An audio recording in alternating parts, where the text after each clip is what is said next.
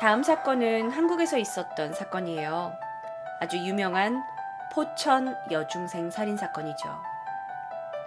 일명 매니큐어 살인 사건이라고 불리기도 해요. 이 사건은 2003년 11월 5일 경기도 포천시에서 있었던 일입니다. 사건 당일 오후 4시쯤에 엄양이 하교 후에 친구 4명하고 같이 친구 집에서 놀았어요. 그리고 나서 친구들하고 재밌게 놀다가 함께 친구 집을 6시쯤 나오게 된 거죠. 그러니까 4시에 친구 집에 가서 6시에 나왔어요. 그리고 엄마가 빨리 오라 그랬거든. 그래서 엄마한테 엄마 나 친구 집에서 좀 늦게 왔어. 곧 들어갈게 하고 6시 20분에 엄마한테 전화를 걸어서 집에 간다고 합니다. 근데 귀가 시간이 좀 늦어졌잖아. 밤도 어둑어둑해지고. 그래서 평소에 잘 가지 않았지만 집까지 가는 지름길이 있어요. 그 지름길을 선택하게 됩니다. 거기는 한 골목길이었어요. 자, 그렇게 6시 20분 엄양은 마지막으로 엄마와 통화를 했고 나서 연락이 두절됩니다. 저녁 9시가 넘었는데 집에 들어오지 않았어요. 휴대폰은 꺼져 있었고요. 완전히 연락이 두절됐죠. 엄마는 경찰에 신고를 냅니다. 학교에서 엄양의 집 앞까지는 800m 정도예요. 딱 바로 코앞이에요. 10분 내외로 바로 도착할 수 있는 아주 가까운 거리였어요. 그런데 그녀는 돌아오지 않았습니다. 자, 그렇게 가족들은 가슴 애타하면서 엄양을 기다렸죠.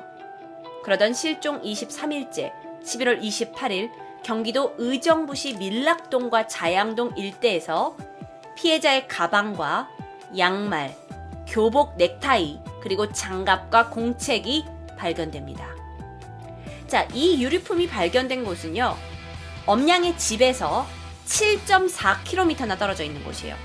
포천에서 살고 있었는데 의정부에서 발견됐어요. 그리고 나서 한 달, 12월 22일이 됐어요. 한 달 후에 다시 밀락동, 의정부 밀락동 그 근처의 쓰레기 더미에서 피해자의 휴대폰과 운동화가 발견됩니다. 그런데 이상해요. 이 휴대폰과 운동화가 발견됐을 당시 마치 야, 사건이 일어나고 나서 2달 동안도 아직도 못 찾냐? 라는 느낌으로 경찰을 농락하듯이 쓰레기 더미의 가장 위쪽에 핸드폰과 운동화가 놓여져 있었어요. 그러니까 범인이 누군진 모르지만 범인이 일부러 발견하게 하려고 그 유류품을 둔 거죠. 하지만 중요한 건 엄양은 발견되지 않았습니다. 그래서 이제 전단지가 돌기 시작해요.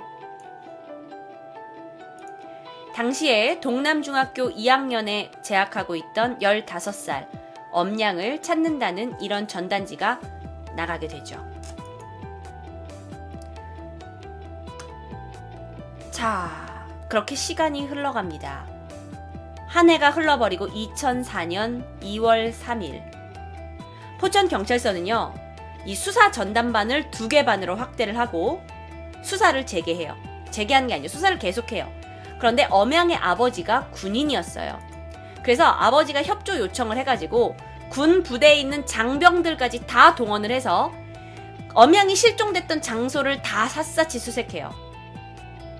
그 수색이 2월 3일날 대대적으로 시작이 됐어요. 그리고 나서 5일 후 2월 8일 오전 9시 경기도 포천시 한 배수로에서 그녀의 시신이 발견됩니다. 자, 이 시신이 발견된 곳은요, 11월 28일 그녀의 첫 번째 그 교복 넥타이와 여러 가지 물건이 발견된 곳에서 2km 떨어진 곳이었고요. 집에서는 6km 떨어진 곳이었어요. 그녀의 시신은 너무나 안타깝게도 알몸으로 발견되었고요.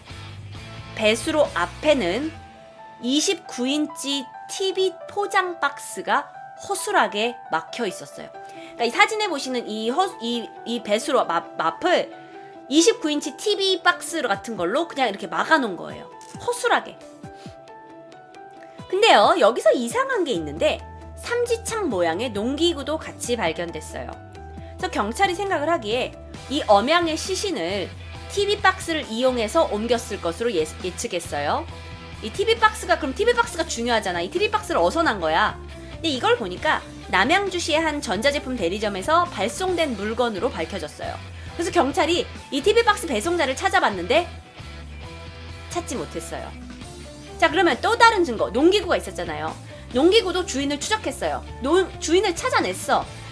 그런데 이 농기구는 사실 수개월 전에 이미 주인이 그냥 잃어버린 것 뿐이에요. 그러니까 이 주인은 뭐 살인을 한 사람이 아니야. 그냥 이 농기구는 얼마 전에 없어졌을 뿐이야. 자, 그렇다면 그때 당시에 발견된 증거만으로는 어떤 걸 찾아낼 수가 없었어요. 그래서 엄양의 시신을 이제 검사하기 시작합니다.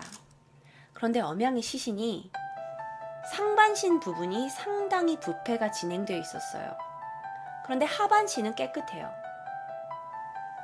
특별히 결박을 했다거나 또는 때렸다거나 하는 외상의 흔적은 발견할 수가 없었어요. 약간 발견된 게 손으로 목을 좀 조른 흔적이 있었고요. 또 아니요. 전혀 손으로 목을 조른 흔적이나 끈으로 목을 조른 흔적도 없어요. 그러니까 전혀 없어요.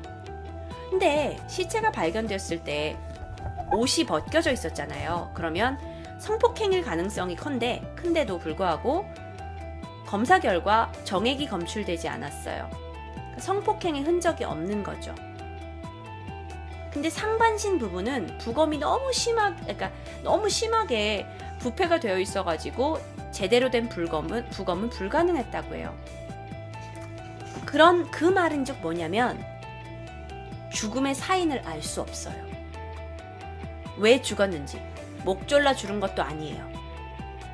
근데 상반신에 이제 심장과 있는 이 모든 몸의 기관이 있는 상반신은 부검이 힘들어요. 그러니까 사망 사인을 알아낼 수가 없었어요. 그런데 여기서 이상한 점이 한 가지가 있어요.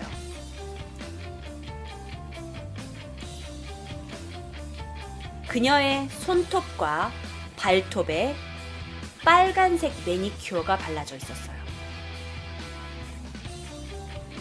근데요, 엄양의 부모는 이렇게 얘기를 한 거죠. 우리 애는 평소에 매니큐어를 바르는 애가 아니에요.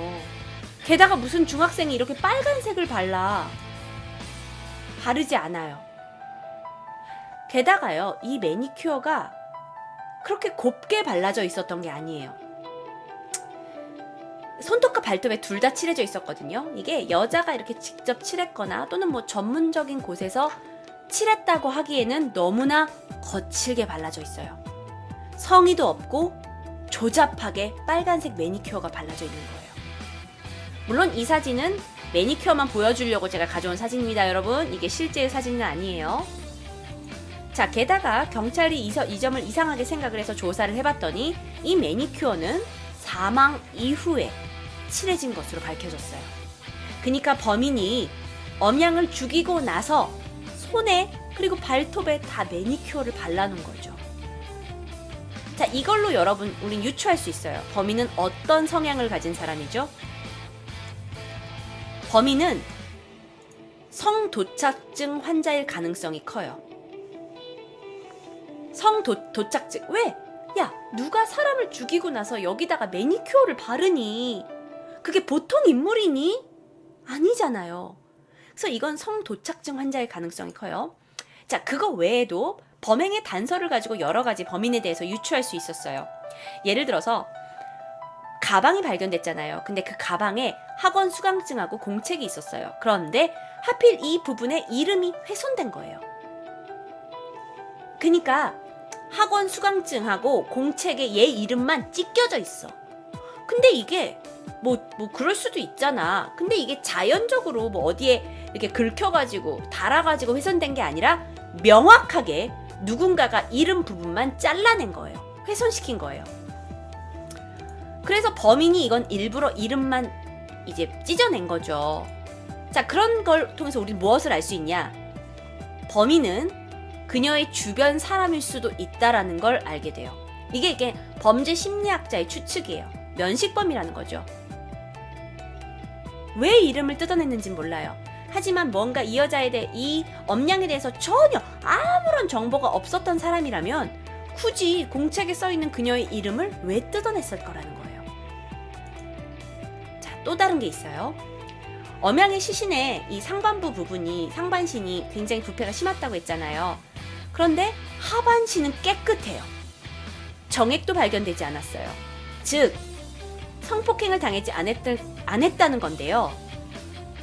사실 이런 경우에 많은 경우가 성폭행범들일 경우가 많아요.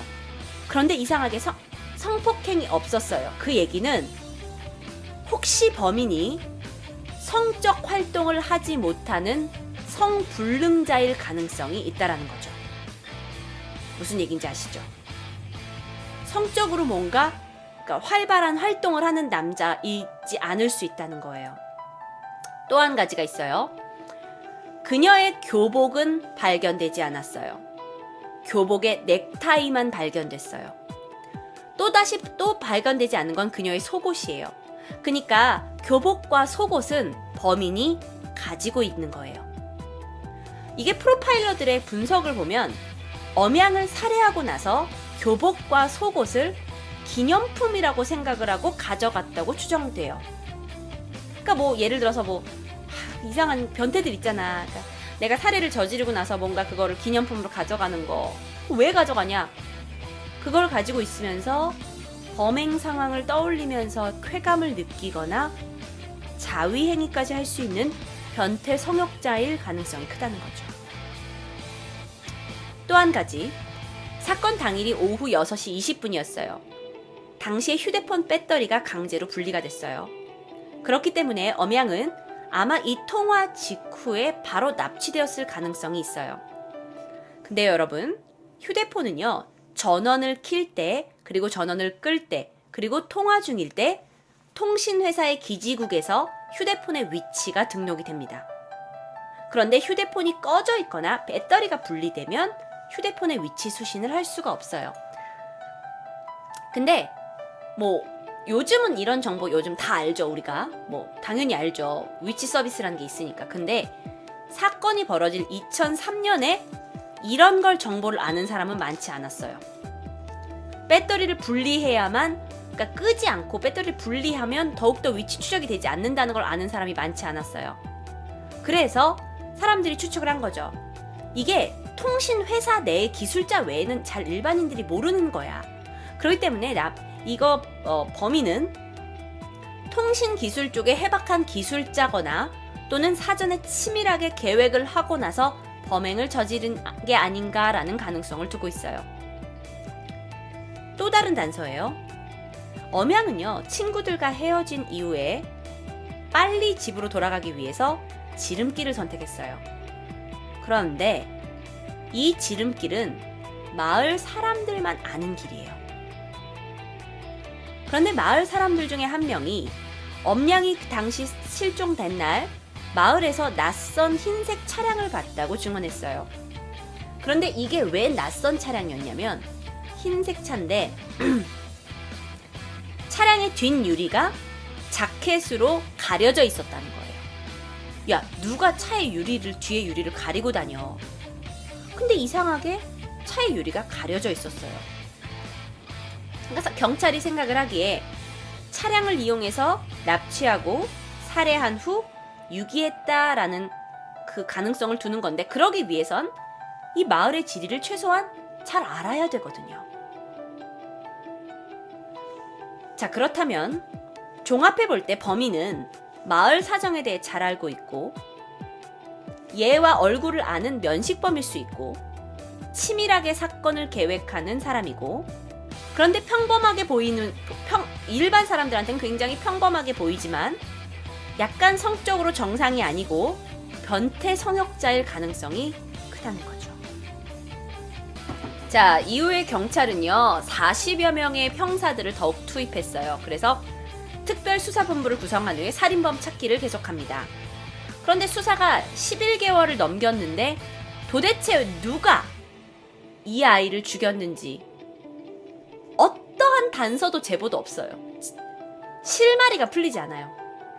이 과정에서 수사를 책임지고 있던 포천경찰서의 윤성명 강력과장이 이 수사의 중압감을 이기지 못하고 음독 자살을 합니다.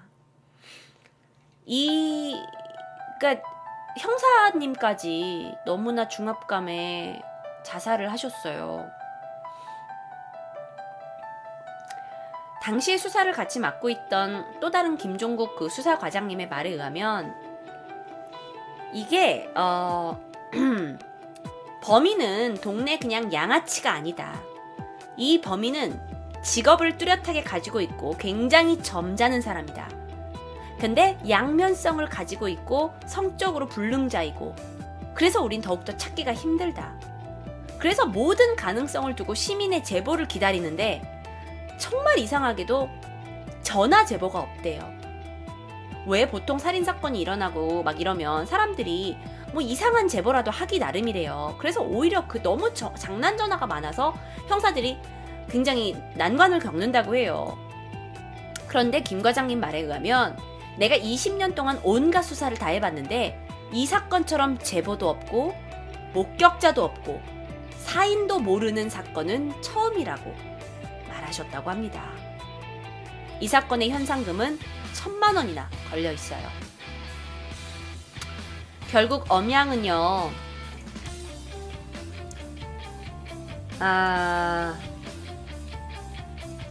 2004년 2월 13일 장례식이 치러졌고요. 명예 졸업장이 수여됐습니다. 하지만 그녀를 죽인 사람이 누구인진 우린 아직도 이걸 미제 사건으로 남겨두고 있습니다.